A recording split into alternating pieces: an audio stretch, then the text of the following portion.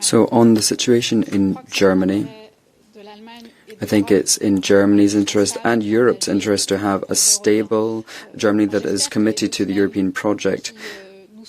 I hope that within the next 2 weeks before the vote, the coalition will take the necessary steps to consolidate Merz's position, and it is vital for European momentum. You spoke about the French-German partnership.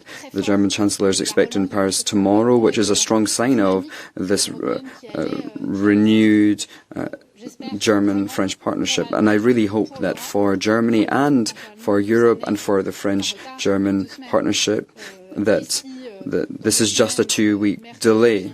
And if in 2 weeks Merz has confirmed his commitment to Europe, I hope will be the same, the desire of President Macron and Chancellor Merz to strengthen the French-German partnership and to renew this pro-European momentum will be the same. So I hope that within the coalition today, they will take on and shoulder this responsibility. My political family is not represented within the coalition, CDU, CSU, SDP, so I am among those people who have high expectations for Chancellor Merz. He made very strong commitments to the French-German couple with very radical decisions, taking into account Germany's history and to the pro-Atlantic culture. He made some very strong statements on the night of his election about how important it is to move away and become independent from the US to take into account this new geopolitical reality. So I have a lot of hope placed in the new Chancellor and the future coalition, and the shock of today aside, I hope that everyone within the coalition will take responsible positions in the interest of the stability of Germany and in the interest of the stability of Europe.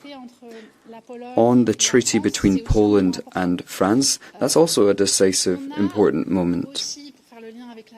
To link this up with the German issue, we have the Weimar Triangle and this strong will to strengthen relationships between France, Germany and Poland.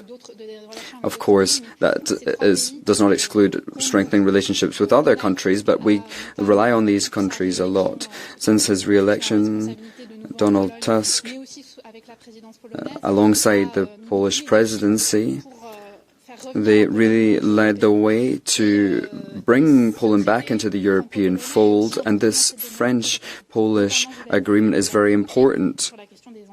You mentioned defence matters.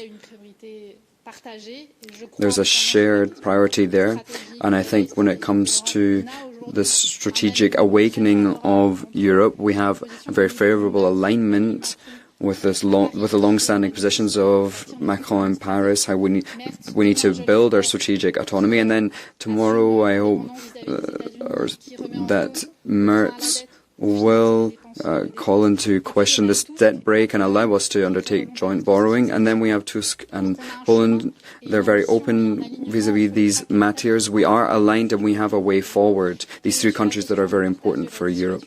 And then when it comes to the nuclear umbrella, Macron very early said that France's interests go beyond the national borders, and he's open to discussing with European partners to open the nuclear umbrella up to them, and Merz himself called for such a discussion to take place. These talks are important.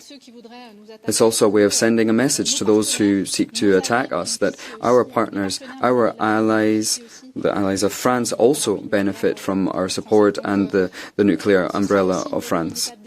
So this would be a decisive step in European construction, and particularly when it comes to defence matters.